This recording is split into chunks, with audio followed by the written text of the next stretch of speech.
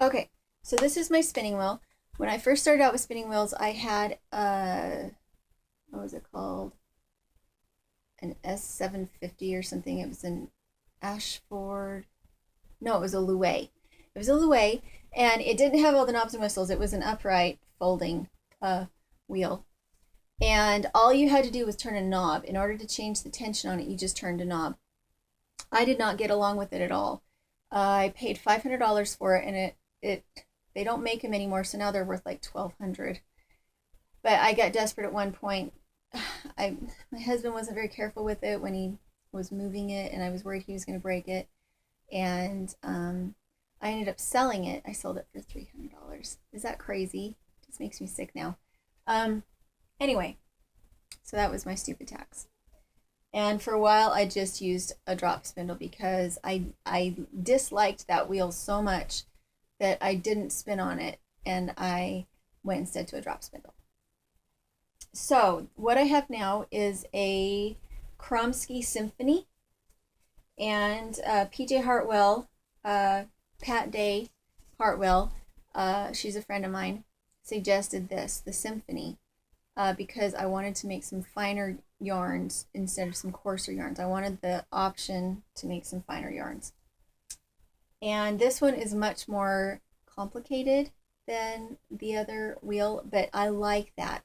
I like the fact that I know that if I put on a bigger wheel, then it's going to make a coarser yarn. And I like to know that if I put on a smaller wheel, it's going to make a smaller yarn, and that I can just change out, I can just change things out, and the intricacy of it helps me. It helps me because I don't know why. I don't know why. My children are out there fighting, but they didn't want to be in here with me filming. We already tried that, and it turned out really wonky. So this is roving, pencil roving, I think it's called, and it's just in a big ball. It's been done by machine, and I don't really like this. I prefer to do my own because it has a tendency to have a lot of slubs in it, which are little pieces that are in balls rather than being spread out. So this is my hook that pulls it through the eye here. But any of you who have a spinning wheel know that. So I'm just going to show you how I spin for a minute. And anyway, that's the reason why I like this wheel. I like it a lot. I think it costs $550 unfinished. And that includes shipping plus a big bag of wool plus my nitty naughty, which is what you put the yarn on after you're finished with it. You may go out. You made a choice to go out. I need you to go out. Well, I'm going to read it to you when I'm finished with this, okay? I'm going to finish these videos and be done. So go out and shut the door, please. I want to keep you company. Did you shut the door? And if you're going to be in here, you got to sit on the floor. Okay, so I need to do my tension. I like this. It has a Scotch tension on it. I'm not going to show you that because you can go look. If you want specifically to know how to use this machine, go ahead and make a comment and say, specifically show me how to use this machine. But I love the Scotch tension because it means that it gives me one more layer of things to twist down to exactly what I want them to be. So I like that. Again, I don't really like this roving because it has a tendency to be slubby. But I had a dear friend give me some, and so I'm going to use it up. See? Slubs. Can you see that? That slub. I hate slubs. They make your spinning awful. They make it, it's not that it makes it unpleasant to wear, it's that it makes it unpleasant to knit with and spin with and try to make sure that the texture gets right, because it doesn't make it uncomfortable, it makes it ugly, which is not really what you're going for in your hand spun wool. So this is my Kromski Symphony, and it is my preference. It looks like one of the old-fashioned wheels, and I've owned old-fashioned wheels before that didn't have the Scotch tension.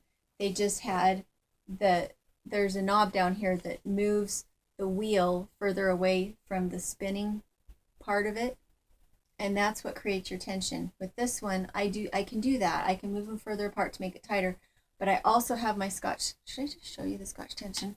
I don't know if you'll be able to see it very good. This, can you see it? I don't know what you can see and what you can't see. This is the Scotch Tension. It just makes it tighter or looser.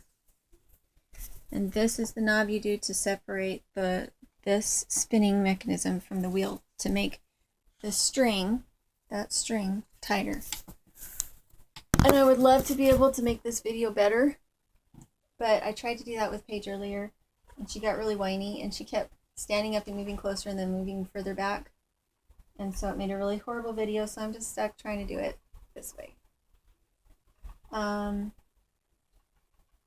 Was there anything else? It's nice to have some oil on hand, like not lotion, it needs to actually be oil.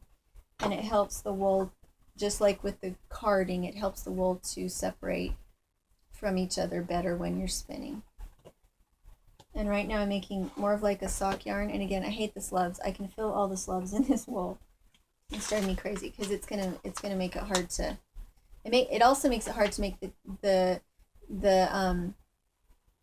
size correct, because when you have a slub, it catches and thickens. See, hate them. It catches and thickens the yarn temporarily so that it's hard to get it back to the same thickness after the slub as it was before the slub. So that's why I like merino. I like working with commercially carded merino because of the consistency. You don't get slubbing in it. Sometimes if you get it from local people who just have like a drum card, and they do it themselves, it has lots and lots of slubs. You get fewer slubs in stuff that you do by hand than you do from the card. What? Never. If you're going to be nasty, I'm going to have you go out. You said you'd stay in here and be quiet. And I can't think of anything else to do. Make sure you sit upright when you're spinning. If you slouch back, it's hard on your neck, it's hard on your back. Make sure you have good posture when you're spinning. And make sure to take breaks. Don't do it for more than about 45 minutes at a time. Once you've been spinning for about 45 minutes, get up, stretch, move your hands. And that goes for drop spindling too.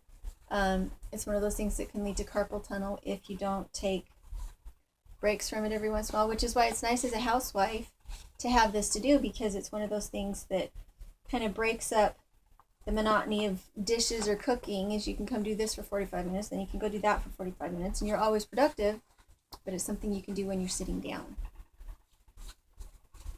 And the advantage of having sheep, if there was ever like a catastrophic emergency and there wasn't electricity and everything for an extended period of time, like years, sheep would be how you would survive, because the wool is the only thing that you can make in cold climates that is textile.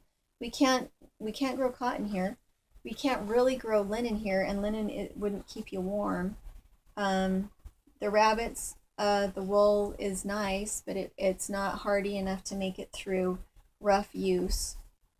So you can make things with wool in cold climates that will save your life, and that you can't really produce any other way. And especially here in scrub country, if we didn't have water, it would be sheep. Sheep can go out in sagebrush and graze, and so that's why we're kind of going back and forth on selling jumper, is because if there ever was an emergency, an extended emergency, sheep would be a big deal. And our neighbor has sheep, but they're not wool sheep, they're meat sheep, so their wool is short, not long like jumpers. So anyway, I guess I've probably gone on long enough. I'll see if I can get these uploaded. The first one that I did was with the drop spindle, but it was on my other camera, so I don't know. Maybe I'll do another one with the drop spindle in case that one doesn't upload correctly. If you guys want to see anything else, make sure to let me know, because I'm kind of running out of ideas for what else I can do, because I just did 3 videos. But and always make sure to undo your tension when you're done. especially on your the part that's the Scotch, especially the part that's the Scotch tension, because it does have a spring on it that you don't really want to be stretching out of shape.